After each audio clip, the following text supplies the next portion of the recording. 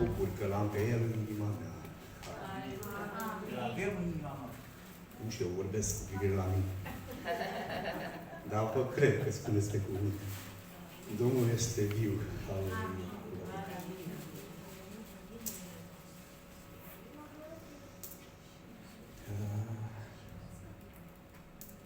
Nu e așa că este multă pace? Iisus aduce multă pace.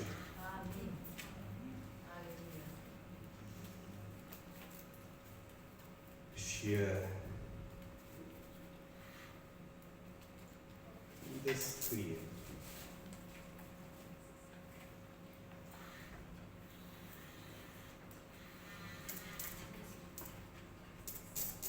În 1 Corinteni. Când mă uit la fețele dumneavoastră, văd într-adevăr pe Iisus. Se vede Iisus pe fața noastră. Dar dacă te uiți la cei care nu l-au pe Iisus, nu-L vezi pe Iisus, pentru că au ceva pe față care nu se vede. Este o măhramă, spune cuvântul lui Dumnezeu, peste cei care, sau pe fața celor care nu cred în Hristos. În 2 Corinteni, capitolul 3, spune că până și astăzi, când se citește Moise, rămâne o măhramă peste inimile lor. Dar ori de câte ori vreo unul se întoarce la Domnul, măhrama este luată. De-aia m-am spus că se vede Iisus pe fața dumneavoastră. Și pe fața mea se vede, de câte ori mă uit în oglindă.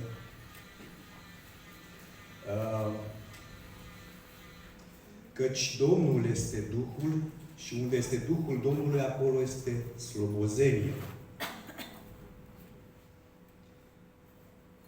Dar ori de câte ori vreo unul se întoarce la Domnul, măhrama este luată de pe fața lor. În versetul 14 spune: dar ei au rămas greoi la minte, căci până în ziua de astăzi, la citirea Vechiului Testament, această măhramă rămâne neridicată, fiindcă măhrama este dată la o parte în Hristos. Slăvit să fie Domnul! Amen. Ori de câte ori îl vestesc pe Hristos la oameni și nu cred în El, este că măhrama asta rămâne peste fața lor și trebuie luată. În Matei, capitolul 2, vorbește despre niște oameni care au avut măhrama asta dată la o parte. Este vorba despre acei magi care au venit de departe să-L găsească pe Iisus. Dumneavoastră știți istoria, dar o mai citim puțin. Spune în capitolul 2 din Matei, versetul 1, că după ce s-a născut Iisus în Betleemul din Iudeea, în zilele împăratului Irod, iată că au venit niște magi din răsărit la Ierusalim și au întrebat unde este împăratul de curând născut al iudeilor. Fiindcă am văzut steaua, am răsărit și am venit să ne închinăm lui. Când a auzit împăratul Irod acest lucru, s-a tulburat mult și tot Ierusalimul s-a tulburat împreună cu el. Și a adunat pe toți preoții cei mai de seamă și pe cărturarii poporului și au căutat să afle de la ei unde trebuia să se nască Hristosul.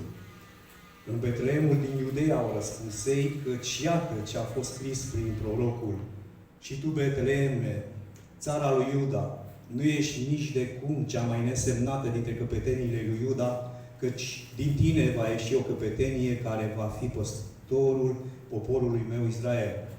Atunci Irod a chemat în ascuns pe magi și au aflat întocmai de la ei vremea în care se arătase steaua. Apoi i-a trimis la Betleem și le-a zis: duceți-vă de cercetați cu de-amăruntul despre prunc și când îl veți găsi, dați-mi și mie de știre ca să vin și eu să mă închin lui. După ce a ascultat pe împăratul, magii au plecat și iată că steaua pe care o văzuseră în răsărit mergea înaintea lor până ce a venit și s-a oprit deasupra locului unde era pruncul. Când au văzut ei steaua, n-au mai putut de bucurie. Au intrat în casă, au văzut pruncul cu Maria, mama lui, s-au aruncat cu fața la pământ și s-au închinat, apoi și-au deschis vistiriile, i-au adus darul, aur, tămâie, smirnă. Și în urmă au fost înștiințați de Dumnezeu în vis să nu mai dea pe la Irod și s-au întors în țara lor pe un alt drum. Glorie Domnului! Că istoria asta o citim de fiecare dată de Crăciun. Dar am stat și m-am gândit la acești oameni care nu sunt evrei. Evreii ăștia trebuia să-L cunoască pe Hristos în momentul acela când au aflat despre nașterea Lui. Dar fiindcă ei n-au crezut că acesta e Fiul lui Dumnezeu, a rămas cu acea măgramă peste fața lor până în ziua de astăzi și nici acum mulți dintre ei nu îl cunosc pe adevăratul Mesia. Deja sunt foarte puțini care acceptă și că Iisus, care a murit acum 2000 de ani, e Mesia. Măgrama e dată la o parte și îl găsesc pe Hristos. Și are mult impact asupra neamurilor, mai puțin asupra lui Israel, că deocamdată măgrama asta e încă pe fața lor. Dar ce vreau să spun este că acești oameni nu cunoșteau Scripturile, dar erau magicieni, ei știau astrologia, știau că dacă o stea deosebită apare pe cer, trebuie să nască un împărat mare. Și ăsta era Hristos. De-aia au venit ei de la mii și mii de kilometri să-L caute cu adevărat pe Iisus, călăuziți de steaua asta, și au crezut în nașterea Domnului Iisus, în Fiul lui Dumnezeu, de aceea ei s-au și închinat Lui și au adus daruri. Aur, smirnă și tămâie. Fiindcă noi avem această măhramă dată la o parte și credem în Fiul lui Dumnezeu, în pruncul acesta care a fost dat pentru noi, este minunat când știi că Dumnezeu ne iubește. Dumnezeu spune în Scripturi, în Proverbe, Fiule, dă-mi inima ta și să găsească plăcere ochii tăi în căile mele. Ăsta este darul pe care noi trebuie să-L aducem lui Iisus. Și eu cred că noi toți L-am adus lui Iisus. Ne-am dat inima Lui. Pentru că n-am fi fost aici prezenți dacă nu mi-am fi dat acest dar. Astfel de daruri dorește Dumnezeu ca noi să-i dăm.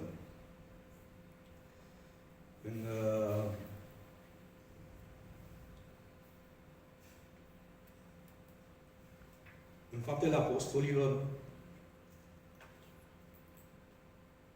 Dumnezeu, sau Petru spune și îndemna pe primii creștini care avea această măgramă dată la o parte, nu le spunea decât cuvintele acestea. Pocăiți-vă, le-a zis Petru, și fiecare din voi să fie botezat în numele Lui Iisus Hristos spre iertarea păcatelor voastre, apoi veți primi darul Duhului Sfânt,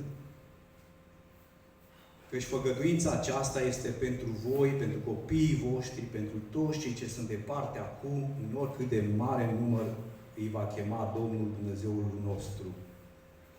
Și cu multe alte cuvinte mărturisea și îndemna și zicea.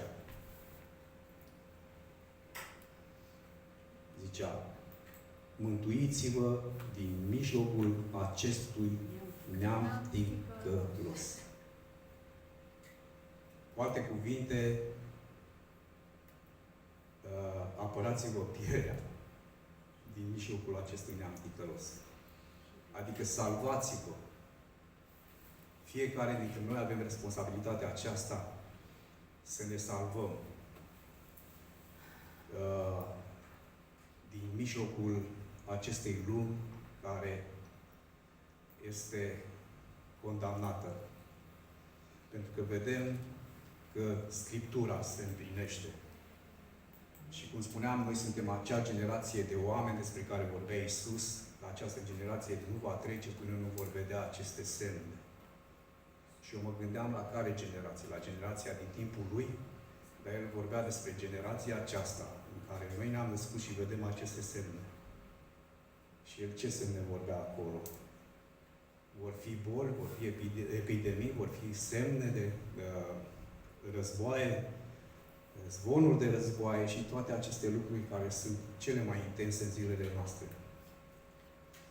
Dar, pe lângă toate acestea, El ne-a promis că va veni să ne răpească la El la cer, într-o clipă, într-o clipeală din ochi. La cea din urmă trâmbiță. Amin? Și El spune, mângâiați-vă unii pe alții cu aceste cuvinte. Și eu tot mai cred că Iisus trebuie să vină să mă răpească în zilele mele. Și că eu nu voi trece prin moarte. Voi trece prin transformare.